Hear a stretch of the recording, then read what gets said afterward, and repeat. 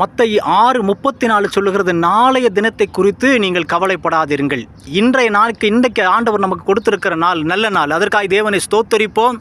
நாளைய தினத்திற்காக நம்ம அவைகளை சேர்த்து வைப்போம், இவைகளை சேர்த்து வைப்போம், நாளைக்கு சம்பாதிப்போம், நாளைக்கு அதை பண்ணிவிடுவோம், இதை பண்ணிவிடுவோம், அதை சாதிச்சிருவோம், இதை சாதிச்சிருவோம்னு சொல்லிட்டு ஒருவேளை நம்ம மனக்கணக்கு போடலாம். நம்முடைய மனக்கணக்கு தேவனுடைய மனக்கணக்கு அல்ல. நம்முடைய மனக்கணக்கு வேறு, அவருடைய கணக்கு என்பது வேறு. ஆனால் நாளைய தினத்தை குறித்து நம்ம நிறைய காரியங்களை திட்டங்களை தீட்டுகிறோம். ஆனால் நாளைய தினம் நம்முடையது அல்ல. இன்றைய தினம் அடுத்த நிமிஷம் நம்முடைய நிமிஷமாக நம்முடைய வாழ்நாட்களாக இருக்காது. காரணம், ஒரு மனிதனுடைய வாழ்நாட்களை நிர்ணயிக்கிறவர் கர்த்தர். சுவாசம் அவருடைய கையில் இருக்கிறது.